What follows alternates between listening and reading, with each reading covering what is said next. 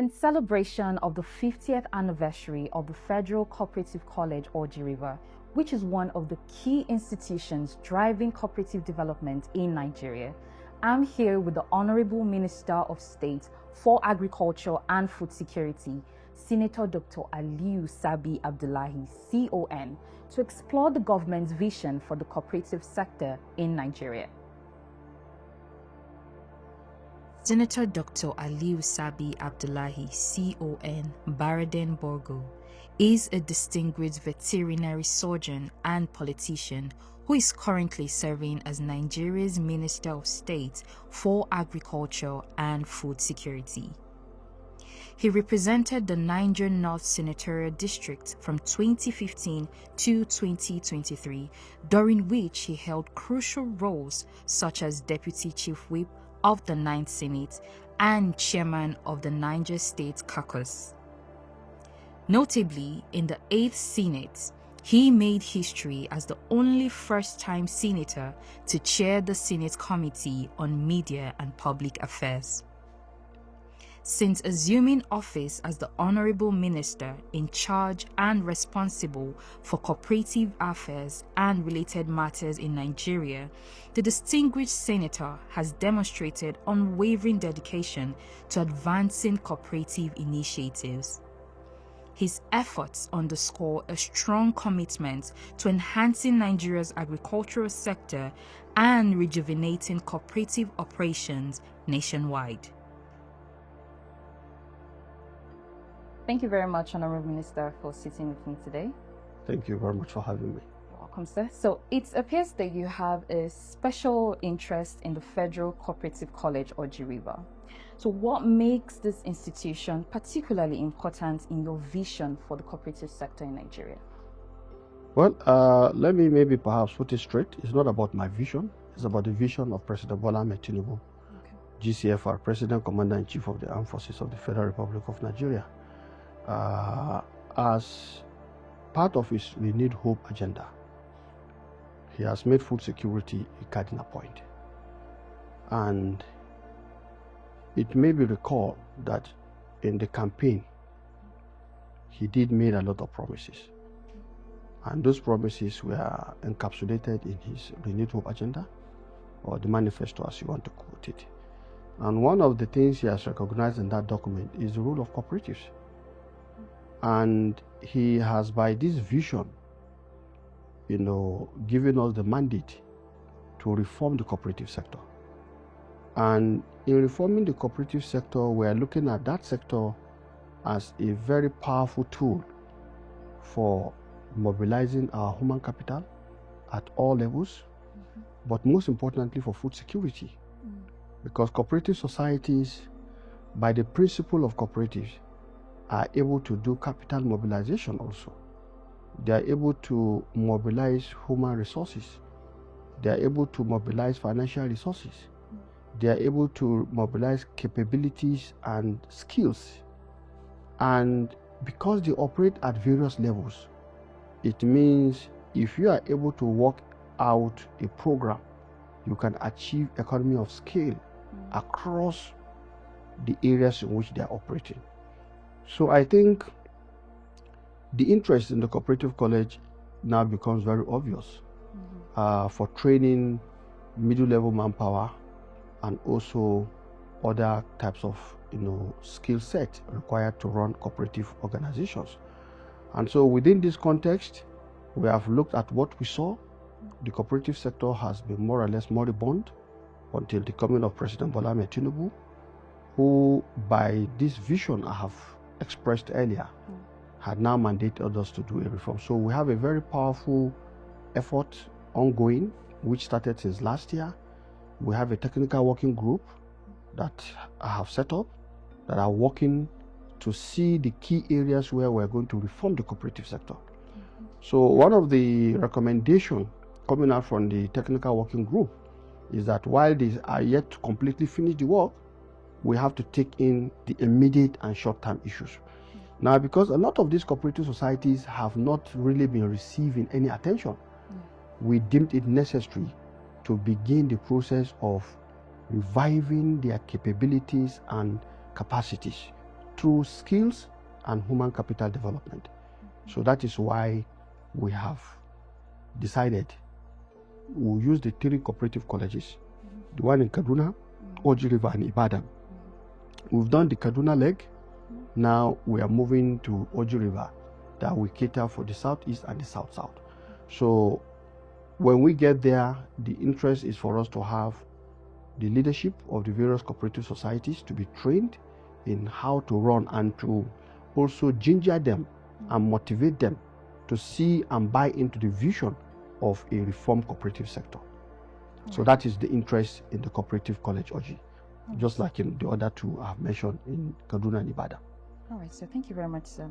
So as earlier mentioned, the Federal Cooperative College, Oji River, is celebrating its 50th anniversary, which is a very huge milestone. Yeah. So what does this milestone mean for the government and for Nigeria cooperative sector?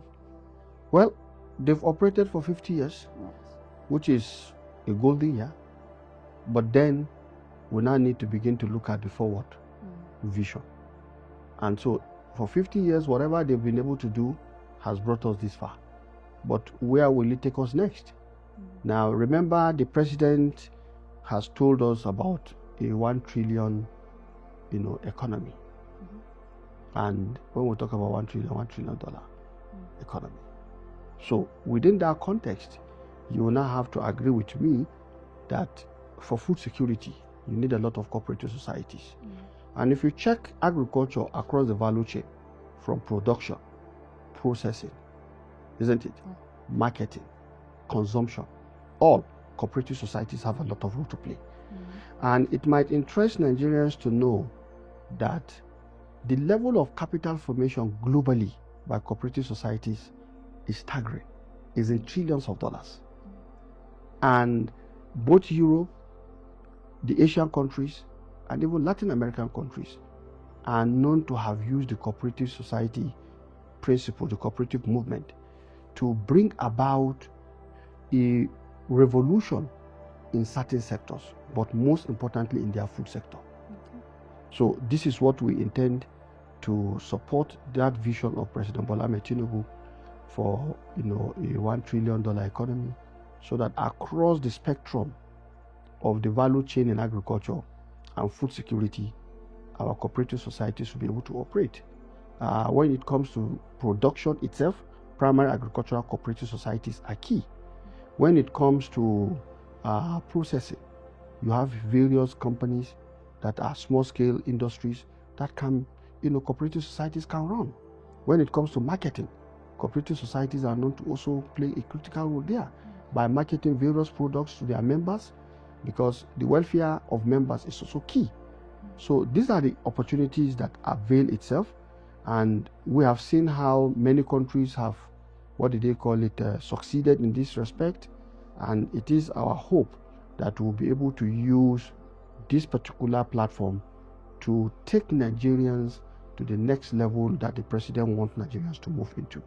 And interestingly, we are getting support because as we speak in May, we have a team that will be going on a study tour of the Kenyan cooperative system to see what lessons we can pick and bring back, so that at the end of the day, we'll be able to get the cooperative societies that we have, along with the states, because the Cooperative Act empowers both the federal and the state. And so we are working very hard. Not too long, we hope to call the National Council of Cooperative Affairs from all the various states so that we can sit down.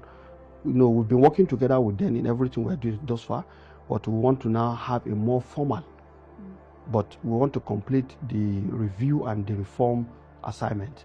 When we do that, then we will now bring them on board at the various levels where this work are taking place. They are part of it. But when we are done, we now want to bring it to a platform where everybody can now see exactly what we intend to do, and we can take the process up from there. So, sir, you recently appointed new provosts for the 3 federal cooperative colleges in Nigeria, as you earlier mentioned, Kaduna, Ibadan, and as well as Oji River. So what informed this decision, and how does it align with the ongoing reforms in Nigeria?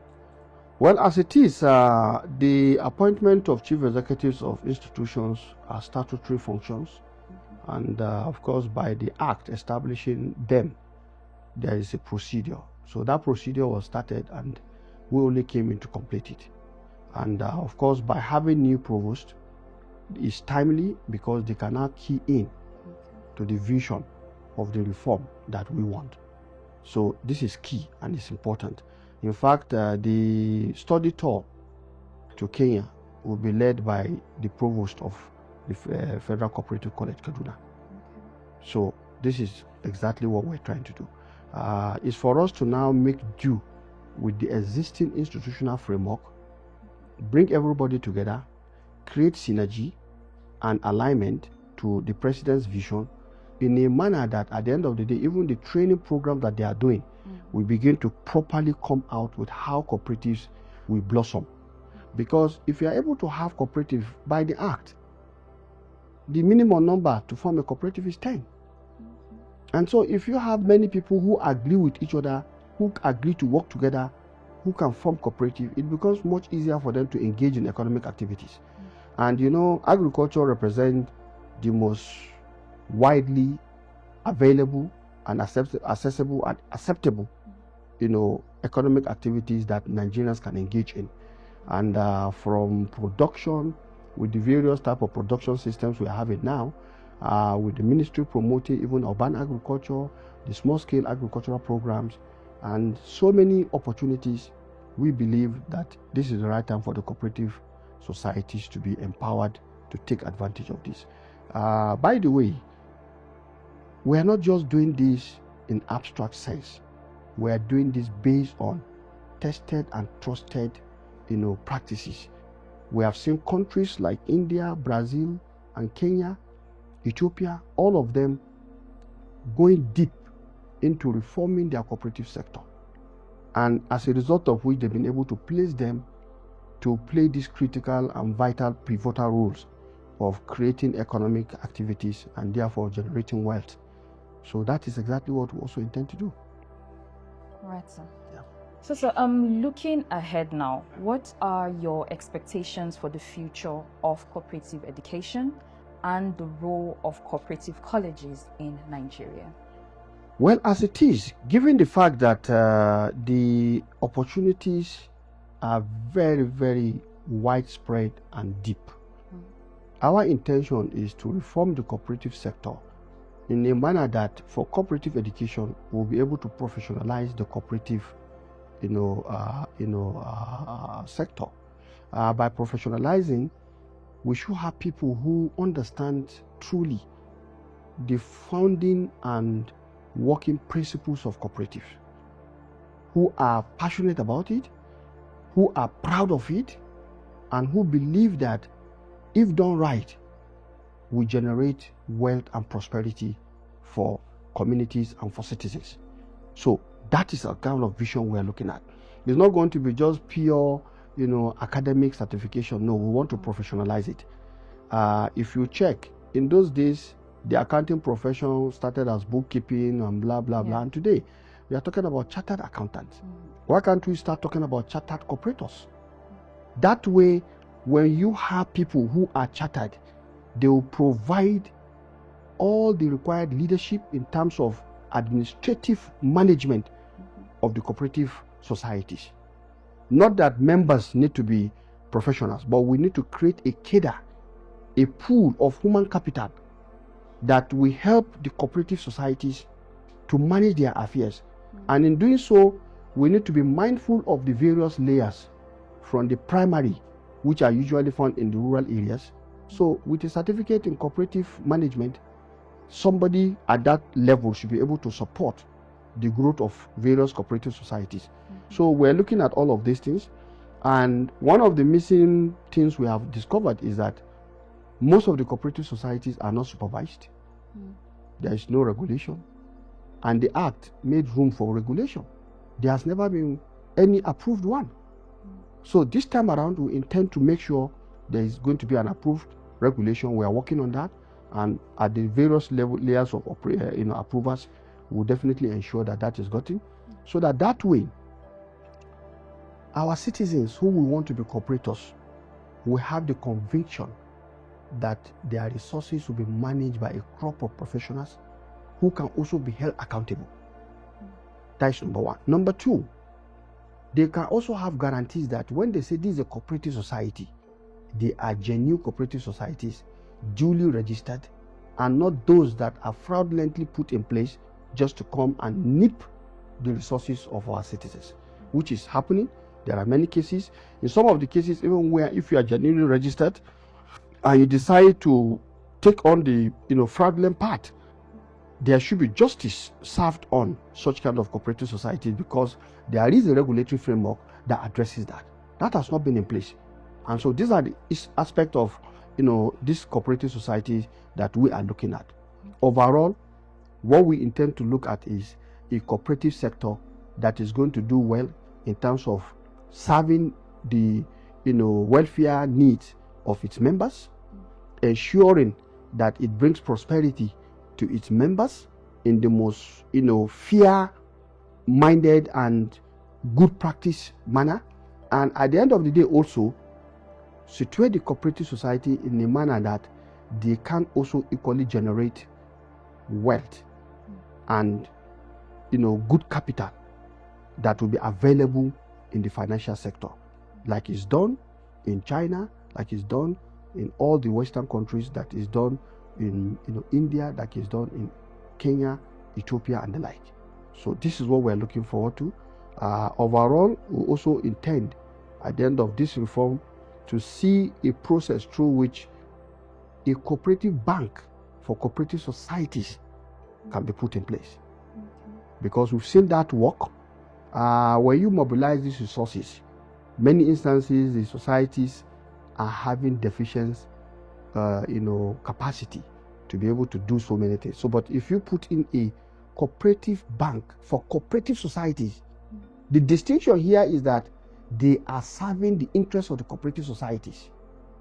And the Cooperative Act as currently constituted has made provision for that which has never been exploited.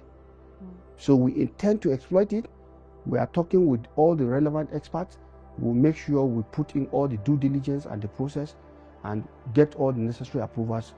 And definitely we believe that will fall in line squarely with the vision of Mr. President. And that way, the renewed hope agenda of Mr. President will surely renew the hope of our citizens in seeing the cooperative society or cooperative platform as a veritable platform, not just for capital mobilization, but for prosperity of its members. All right, sir. So finally, over the years, cooperative sector has long struggled with challenges, which you briefly mentioned as well, such as outdated laws, weak leadership, and limited access to finance and markets.